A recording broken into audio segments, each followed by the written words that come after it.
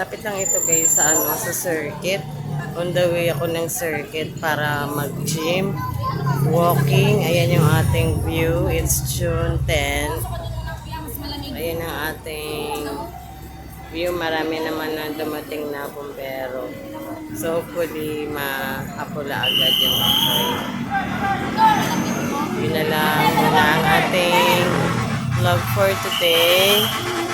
Yan ang actual na natin na magpatay ng apoy.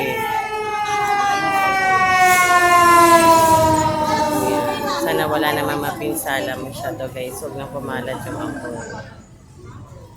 June 10 tayo guys. Wala namang naiwan mga tao.